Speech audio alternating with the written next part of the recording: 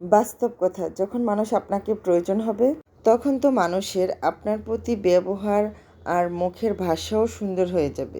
আপনি যখন অন্যের জীবনের অন্ধকার দূর করার চেষ্টা করবেন, ঠিক সৃষ্টিকর্তা আপনার জীবনে আলো ভরিয়ে দিবেন।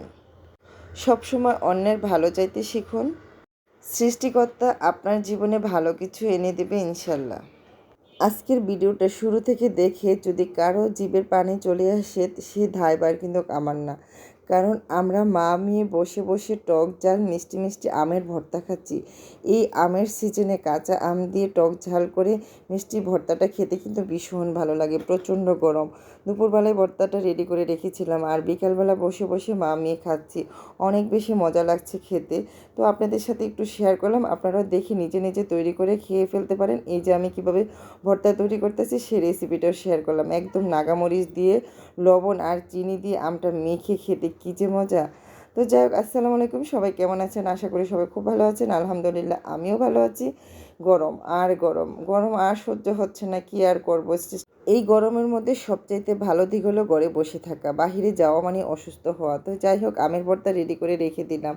আর একদমই সকাল থেকে ভালো লাগছিল না, কি করব বুঝতে পারিনি। সকালবেলা একটু ঝাল ঝাল কিছু খেতে ইচ্ছে হলো। ঘুম থেকে উঠি একদম চ্যাবা শুটকি তেলে মরিচ দিয়ে লাল লাল ঝাল ঝাল করে পাটায় বেটে ভর্তা তৈরি করে নিলাম। তারপরে গরম ভাত তৈরি করলাম, ভাবলাম গরম ভাত দিয়ে মেখে খেলে অনেক বেশি ভালো লাগবে। কিন্তু এই যে পাটায় মাখা কয়েক লোকমা ভাত খাওয়ার পরে আর খেতে ইচ্ছে হয়নি। তারপরে ছেলে ঘুমাচ্ছে, মেয়ে ঘুমাচ্ছে, কারণ এটা গত 2 দিন আগের ভিডিও ছিল। তো ওরা ঘুমাচ্ছে, স্কুল নেয়, আর আমিও রিল্যাক্সে শুয়েছিলাম। তারপরে দেখতে দেখতে অনেকটা সময় পার হয়ে গেল।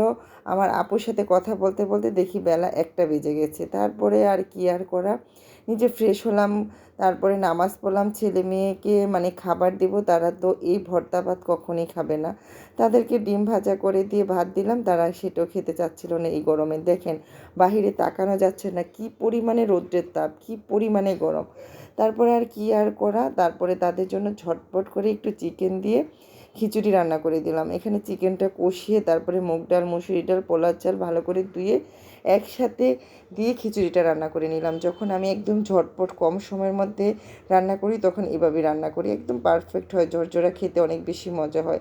তো ছেলে মেয়েকে আসলে ওরা বসে বসে ভাই বোন রিল্যাক্সে ওদের মতো মন গড়া মতো ওরা যা ইচ্ছে তাই ল্যাপটপে দেখে। যাই হোক, গতকালকে কিছুটা সবজিও ছিল। তো যাই হোক, আমারটা যেরকমই হোক খাওয়া দাওয়া, ছেলে মেয়ের খাবারটা নিয়ে সবসময় টেনশন থাকে। গরম আর শীত যে কোনো অসুস্থ যে কোনো টাইমে আমি ছেলে মেয়ের খাবারটা তাদের পছন্দ অনুযায়ী রান্না করে দেওয়ার চেষ্টা করি। আর এই যে একদম বেডের মধ্যে বসে বসে তারা ল্যাপটপে দেখতেছে ভাই বোন, এর মাঝে আমি খাবার এনে দিলাম, তারা খাবে। সবাই ভালো থাকবে, সুস্থ থাকবেন। আপনাদের কাছ থেকে এখনই বিদায় নিব। আল্লাহ হাফেজ।